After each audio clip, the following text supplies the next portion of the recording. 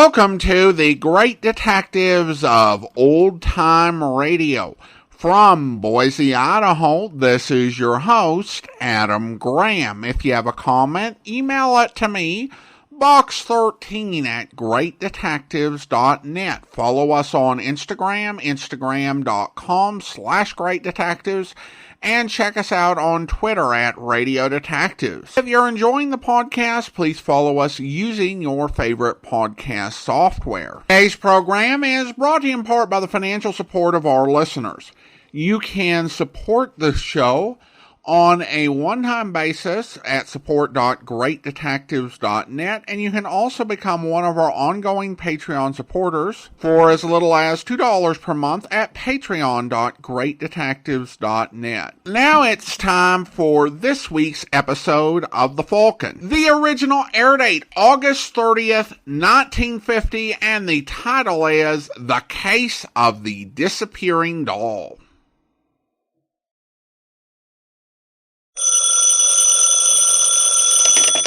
Hello? Yes, this is the Falcon speaking. Oh, Peggy. I'm glad you called. I'll have to ask for a rain check, Angel. I'm all tied up. An actor friend of mine just bought himself a gun, and the way it looks now, he figures to make a big hit.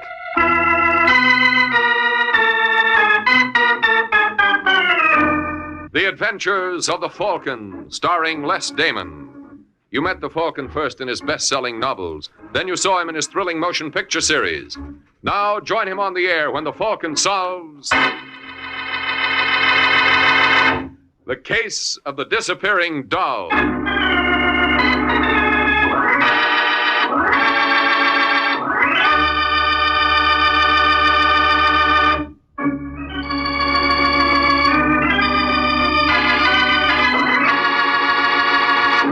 And now, the case of the disappearing doll. It's Wednesday evening in New York, and in a small furnished room on Manhattan's East Side, a gentleman named Carl Hoffman glares at an old clock, as if commanding it to stop. And when it continues to ignore Mr. Hoffman's wishes, he hauls off and makes known his displeasure. Hey, take it easy, Carl. Don't tell me to take it easy, Sheppy. You went and busted the clock. That's not all I'm going to bust either. Where's Janet? Give her a chance, Carl. She'll show. When? She was due here an hour ago. Well, maybe she got tied up with that jerk Harry Jensen. That's still no excuse. I told her a dozen... Get that. Yeah, I'll get it. Just a second. Hello, Sheppy. Oh, you're just in time, Janet. What's the matter? Carl, he's blowing his top. Don't worry about it. It'll do him good. That you, Janet? Yeah, Where the devil have you been? working. You were due here at 8. There were what they call extenuating circumstances. You out with Harry Jensen? Uh-huh. How'd you make out? Well, he's loosening up a little. But? He still wouldn't kick through with the information. Well, that's a nice how do you do. Well, if you think you can do better, why Maybe don't you... I All can. right, take it easy, Carl. You too, Janet. Where does he get off bawling me out? How long have I had to work on Harry? Look, we know it's only been a week, but time is getting short. Vince Dario will be here tomorrow. Who? Vince Dario. Carl's bringing him in from Toledo for this. Why? Because he's the best man in the business, that's why. And Yeah. Vince isn't the kind of a guy who'll hang around if we can't promise him action. Well, I'm doing everything I can. Yeah, sure she is, Carl. Now, why don't you two just kiss and make up? All right, I'm sorry, Janet. Forget it, honey. Come here, baby. Don't mind me, folks. Grab yourself a walk, Sheppy. Come on, fellas, break it up, huh? We got work to do. He's right, sweetheart. When do you think you'll have something to report from that Harry Jensen character? Well, they wanted to see me later tonight. Well, maybe tonight's the night. Maybe. How about it, Janet? You know, I think if you got him good and plastered, he might start talking. That's never been a problem with Harry. The tough thing is to make him quit. We'll get him started in the right direction, baby. And when he stops, we'll be on Easy Street.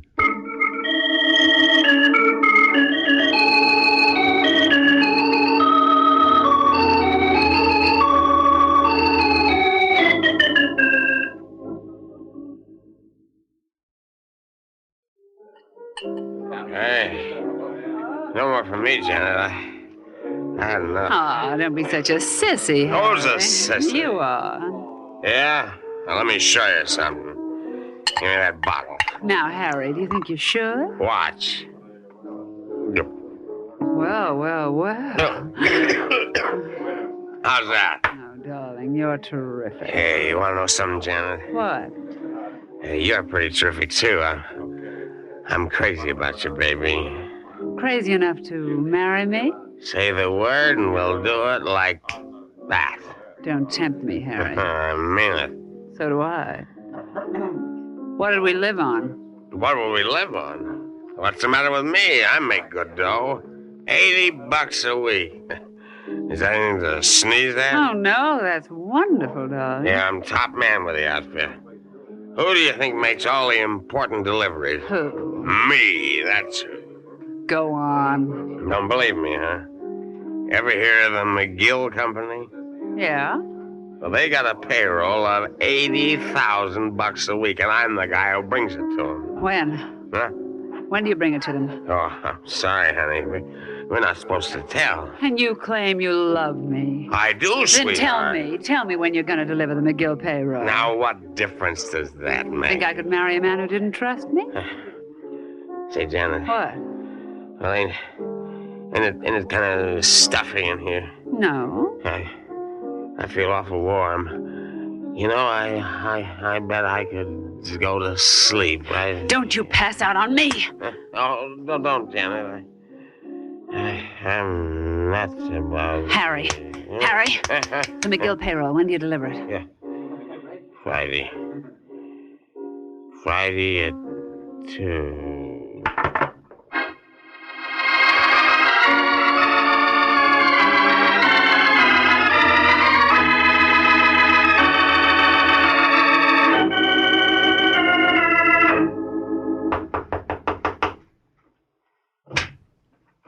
Yeah, what do you want? I'm looking for Carl Hoffman. Well, who are you? All right, Sheppy, let him in. Hiya, Vince. Hello, Hoffman. Sheppy, Vince Dario. Glad to know you. Thanks. When'd you get in, Vince? About 20 minutes ago. You couldn't have timed it better.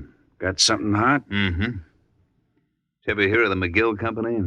The people who make all those plumbing fixtures? That's right. Don't tell me you're figuring on knocking them off. That's what I'm figuring on. I wish you would have told me that in your letter. Why? Because I wouldn't have wasted my time coming to New York. Let him go, Carl. Shut up, Sheppy. Now, before you make up your mind, Vince, maybe you ought to hear the deal. There's no deal where you have to walk into a plant like McGill's. We don't have to walk in. We grab on the outside. Come again? The messenger who delivers the payroll is a character named Harry Jensen. We know to the minute what time he'll get to the factory. Now, you interested? I'm still here. They're tearing up the street in front of the place, so he has to park his bus a block away. Now, he'll come down Remsen Street. That's where you and I take over. Sheppy will be covering the street with a Thompson from a vacant room across the way. Sounds all right. It gets better as it goes along. Now, we give the dough to Janet. Wait a second. Who's Janet? A girlfriend of mine. I don't like it, Hoffman. What's the matter now? I don't like any caper where a babe is involved. You don't know this, babe. How do you think we find out when they're going to deliver the payroll? Oh. Yeah. She's a real stylish kid. What's her last name? Halsey. Wait till you meet her. I'd like to very much. It's all up to you, Vince. What do you say? We got the time, the place, and a girl. What more can a fella ask?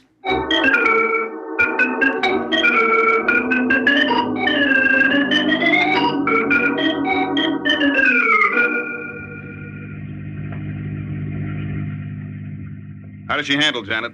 All right, I guess. You guess. Well, I never did like driving in this kind of weather. Don't be silly, baby. It's going to make things a lot easier all around, right, Vince? Sure, the rain will keep him off the streets. Whoa, sweetheart. Wait a minute. Right here will be fine. Should I shut her off? Now, keep her running. And remember, when you start off again, go right into second and don't feed her too much gas. Yeah, I got it. What time is it, Vince? Make it a couple of minutes to 2. Mm-hmm. You see Sheppy across the street? Think so. Well, that does it. Are you sure you know what to do, Janet? Yeah, as soon as I get the bag, I head straight for my apartment. That's right. Don't hang around no matter what. We'll all be over to your place by 9 to divvy up. Supposing you aren't. Don't give it a thought, sweetheart. It'll take more than just... What? Is that our friend Harry? Well, On the corner. Yeah, that's him. all right, Vince. Here's where we go to work. Lots of luck, honey. Thanks, baby. Give me a cigarette. Yeah. Where's that lighter you're so proud of? Oh, what do you know? It works. Here he comes. Hey, buddy. Me? Yeah. Can you tell us what Tremont Avenue is? Oh, you're in the wrong side of town, mister. I tell you what you better do. No, I'll tell you what you better do. Don't make a move, bud. Not even a teeny one. Hey, what is this? Just what it looks like. Pass that grip to my friend. Go on. Sorry, pal. You know how it is. No hard feelings, I hope. Oh, that's all right, mister. I got a good memory for faces. I won't forget you. In that case, let me give you something else to remember me, boss.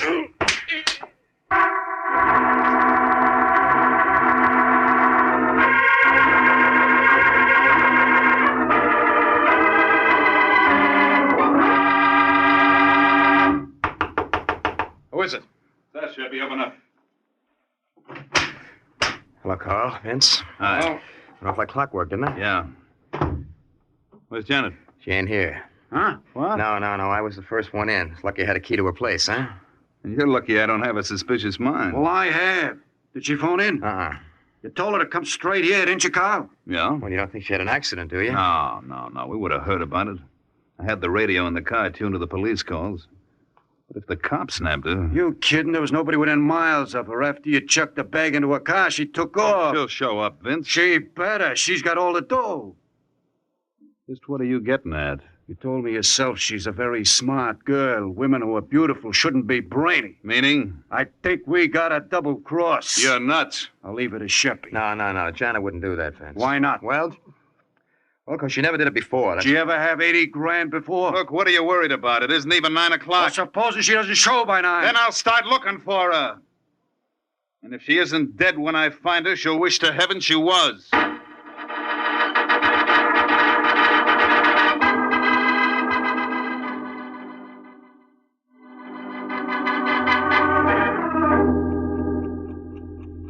Hey, you guys got a butt? I'm fresh out. There's a pack in my coat pocket, Sheppy. Thanks.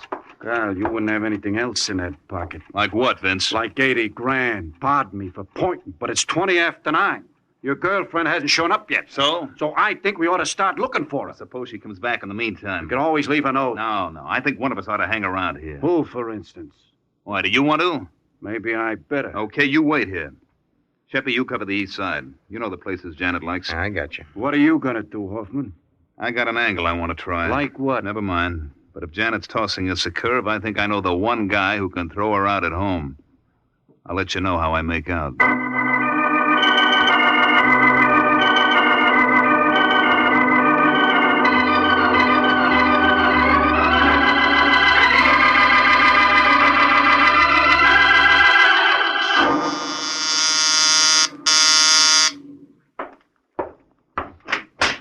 Yeah?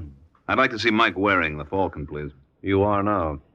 Oh, well, my name's Carl Hoffman. Yeah? Can I come in? Oh, sorry. Thanks. Sit down. Much obliged. What's on your mind? Well, I'm looking for a girl. Aren't we all? No, I mean, this is a special one. Her name is Janet Halsey. Janet Halsey? Yeah, she's my girlfriend. Well, maybe we better take this from the beginning. Well, Janet and I were supposed to be married next Sunday. So I opened up a joint account for us at the bank. How big? $2,000. And she skipped? Mm-hmm. This morning. She lived at the Brighton Towers. How do you know she didn't meet with an accident?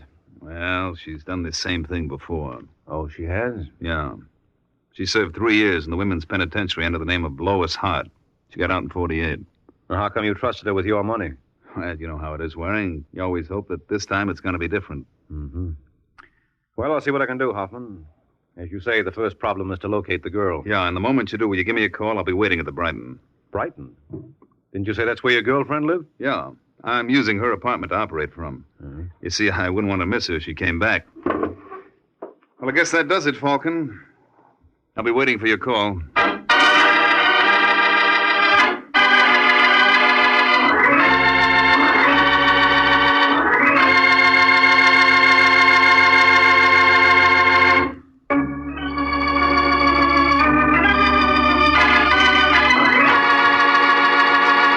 Now back to the adventures of the Falcon. An hour has passed since Carl Hoffman recruited Mike Waring in his search for Janet Halsey. And now as we find Mike, he is making a tour of some of the shadier spots on New York's 3rd Avenue. You're looking for someone, mister? As a matter of fact, I am. Falcon. Hello, Joey. A long time no see, pal. What can I do for you, Mike? Well, you're a man who knows all the wrong people. Ever hear of a girl named Janet Halsey? Huh? Oh, we seem to have an audience. Yeah, and I like your act, mister. Only I missed the last line. Would you mind repeating it? Now cut it out, Sheppy. This is Mike I Waring. don't give a rap who he is. What do you want with Janet Halsey? I don't think that's any of your business. All right. Suppose we take a little walk outside. No, thanks. It's too hot. That's all right. I got something in my pocket to chill you off. Now take it easy, Just Sheppy. keep out of this, Joe. What do you say, Waring? I don't seem to have much choice in the matter. No. So start walking. I'm sorry, Mike. It's all right, Joey. All in a day's work. Quit gabbing. Come on, I haven't got all day. Look, if you'd like to put this off for some Don't be a wise guy. Okay, where do we go from here? Let's try that alley. Now, look, You Fred. heard me. All right, hold it. This is fine. Now let's pick up where we left off. What do you want with Janet? It's a long story, Sheppy. It's okay. You're not going anywhere. Oh, it might surprise you. Let go. Get that hand out of your pocket. Go or I'll what? All right, punk, on your feet. Let me alone. I said on your feet. Why are you so interested in Janet Halsey? Maybe I'm looking for her, too. Maybe, and then again, maybe you know where she is. No. Where can I find her? I got no idea. Well, get one. Let me go. Come on, Shep, I can keep this up all night. Have you been to the Brighton Towers? No, but someone else has, and she wasn't there. Well, you might try the Riverdale. Apartment 4E. Oh, thanks a lot, fella. You've been a great help. Let's do it again sometime.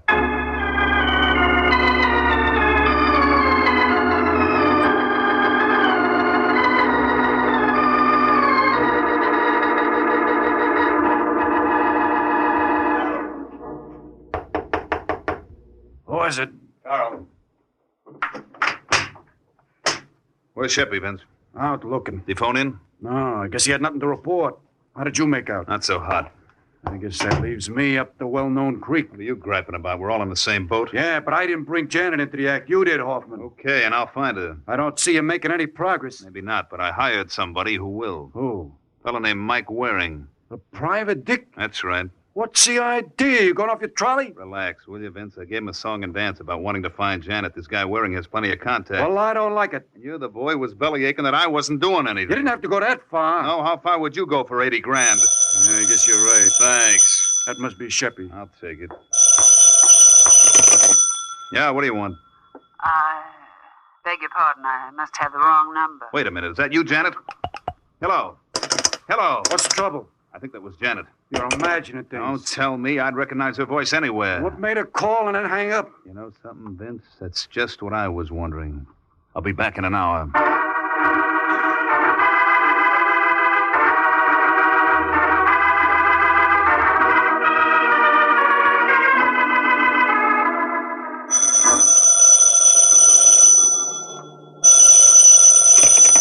Hello?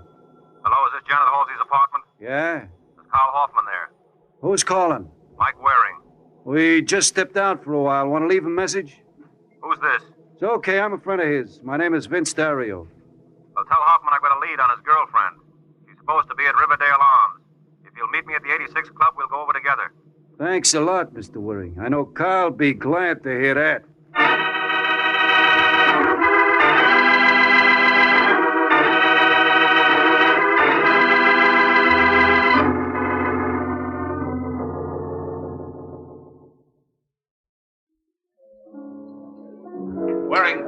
Waring, over here. It's about time, Hoffman. Sorry I'm late, but I just got your message. Where'd you get your dope from? A punk named Sheppy Oliver. What? Yeah, he pulled a gun on me. That's the funniest thing I've heard yet. Is it? Yeah. Sheppy's a friend of mine. Oh, is that so? Sure. When he heard you asking for Janet, he must have gotten suspicious. Why? Well, he's not very bright. What was that address he gave you again? Riverdale Arms. That's what I thought. It's a bump stair. How do you know? That's where Sheppy lives himself. Why would he give me his own address? Probably rattled him so badly it was the only thing he could think of. Well, that's one possibility. Can you think of any other? Yeah, maybe Janet had a partner. You mean Sheppy? Why not? He's my best friend. Uh-huh. Janet was your best girl. Let's go see who's playing on whose team.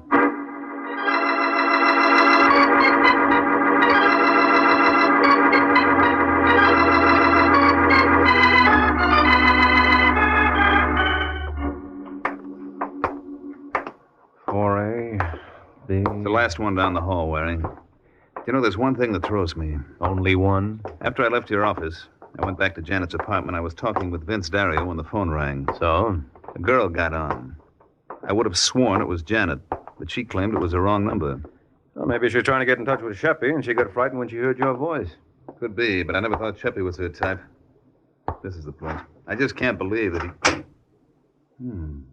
What's the matter? Unlocked? Yeah.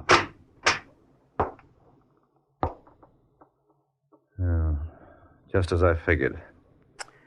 Well, I guess I better call the police, huh? Well, what's the matter? Take a good look.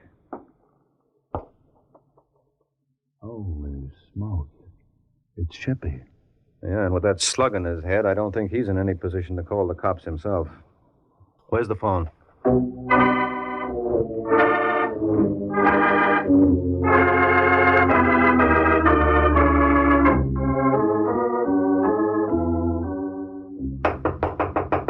Come on, Vince, open up. What took you so long? I was busy. Who's your friend? Oh, that's right. You boys haven't met. Mike, this is Vince Dario. How do you do? Hi. How did that lead pan out? Not too bad. You find Janet there? No, we found Sheppy. I don't get it. He was murdered. Murdered? By who, Janet? That's one way to look at it. Still any other? Yeah, I suppose Janet was working with a man. You mean Sheppy? I don't see it. That's just what I said. Look, Carl, suppose we forget the whole thing. What do you mean? We gambled and lost. Oh, you surprised me, Vince. A couple hours ago, you were bawling me out for not doing anything. Now you're willing to write the whole thing off. There's no use crying over spilt milk. Sure. With 80 grand in your pocket, you can always buy yourself another quart. Oh? You say something, Waring? Just oh. Look, Carl, you've been hinting at something all along. What is it? I think you know where Janet is. You're crazy. I was a sucker not to see it before. Don't be a fool, Carl. Can't you see what Janet's doing? She murdered Sheppy. Now she's turning us against each other. Well, somebody put her up to it, and I got a feeling that... Shoot! Quit it, you drunk! Cut it out, Hoffman. Out of this, Mike. Where is she, Vince? Come on, Hoffman, break it up. Mike, let go. I said break it up. Okay. Dario. What was the idea, Hoffman? I don't like double crosses. Get the keys out of his pocket. What for? I got a hunch Janet is holed up in his apartment, and I'm going to play it to the hilt.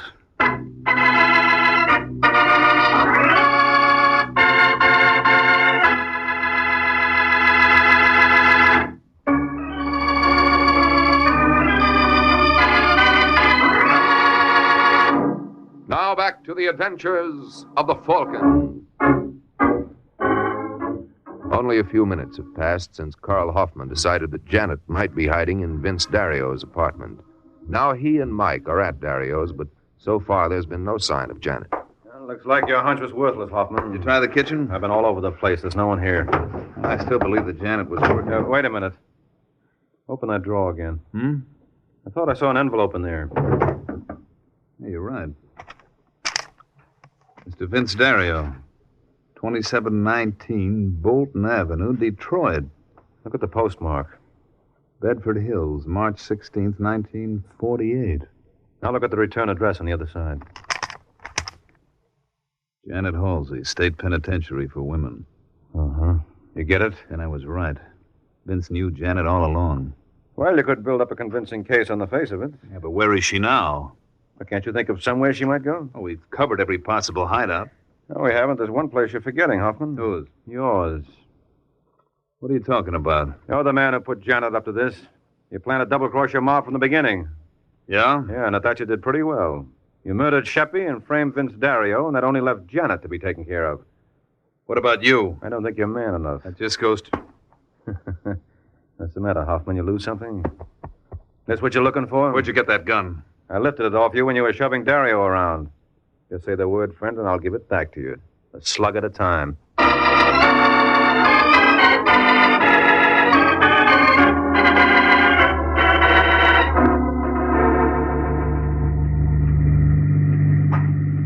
Well, what happened after that, Mike?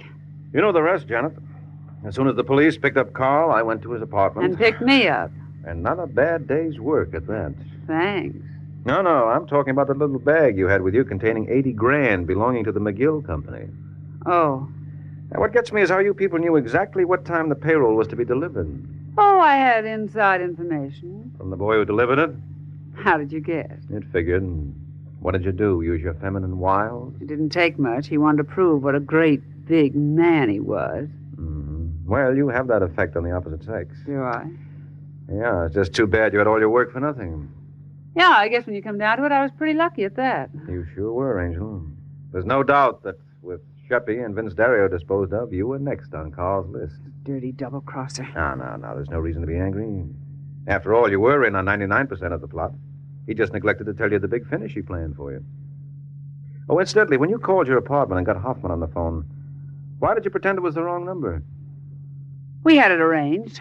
When Carl picked up the phone and said, "Yes, what do you want?" I knew he wasn't alone, and that was my cue to hang up. Pretty cute. That was the second way he convinced Dario he was acting above board. What was the first, Mike? Hiring me. He had to go through with the motions of trying to find you, and what would make him look more innocent than hiring a private detective? I still don't see what proved to you he was guilty. Well, the return address on the envelope I found in Dario's room gave your name as Janet Halsey. And Carl told me when you were up at the Women's Pen, you served time under the name of Lois Hart, so obviously the letter was a frame. And Carl was the only one who could have planted it. That's right. You know, you're pretty wonderful, honey. I mean, Mr. Waring. Oh, I don't mind you getting affectionate. After all, we're going to be seeing lots of each other, Janet. Are we? Mm-hmm. Whoop. Almost past our destination. Is this where you live? What's the matter with you, Janet? Don't you recognize the building? It's police headquarters. That's right. Why, you no good double-cross... Now. What are you complaining about, Angel? I promised you we'd be seeing a lot of each other. Can I help it if for the next 10 years it'll have to be through bars?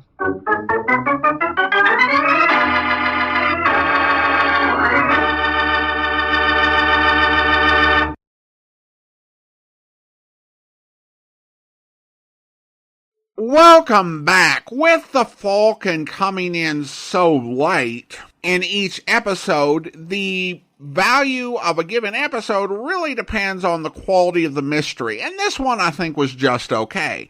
It's a really basic story of which crook is trying to double-cross the others, and there's not a whole lot more going on to make it more interesting, particularly in the personality of the crooks. Kaufman's motive for hiring Waring seems particularly dumb, plus the fact that he told Waring the name that Janet was prison under and had framed documents with the wrong name makes him seem even more dumb. I don't think he's quite ready for the Philo Vance universe, but still pretty close. I did hear enough of Kaufman's voice that I'm pretty sure he was played by Mandel Kramer, a.k.a. the last Johnny Dollar on radio. Kramer often took on these sort of underworld parts on radio in the early part of his career until later on in the mid to late 1950s he started to play more of the heroic parts as the more seasoned actors tended to migrate towards television as that's where the money was. Well, listener comments and feedback now. And over on Instagram, Becca writes, "Your podcasts have kept me company driving to visit my mom in assisted living and now in the hospital. The podcast is like an old friend." Well, thank you so much, Becca. I really am glad we're able to help in some way, and you have no idea what this sort of feedback means to me. Well, again, thank you so much. Really appreciate your comments, and all the best to you and your mom. Well, now it's time to thank our Patreon supporter of the day, and I want to go ahead and thank Russell. Russell has been one of our Patreon supporters since October 2016, currently supporting the podcast at the Seamus level of $4 or more per month. Thank you so much for your support, Russell, and that will do it for today. If you're enjoying the podcast, please follow us using your favorite podcast software, and be sure to rate and review the podcast wherever you download it from. We will be back next Monday with another episode of The Falcon, but join us back here tomorrow for the start of another Yours Truly Johnny Dollar serial where... I've known Donald since school, Mr. Dollar, and we hope to get married. At least Donald does. Oh? And what about you? Well, I don't know. I don't know. I got the impression from Mr. Turnbull you were doing a pretty good job of getting Donald into your clutches. That isn't the way it is at all. We've been seeing a great deal of each other, and Donald has asked me to marry him. And I'm fond of him, Mr. Dollar, terribly fond of him. But so far as marriage is concerned, I'm not sure. What do you mean? I can't help wondering all the time if he isn't hoping to marry me just as an escape from his uncle. Uh-huh. Would you marry him? If I were sure of him. You'd be sure of an awful lot of money, Dorothy. What? The minute he reached 30, that is. Mr. Turnbull has poisoned your mind, Mr. Dollar. What money Donald has or may have has nothing to do with... I hope you'll be with us then. In the meantime, do send your comments to box13@greatdetectives.net.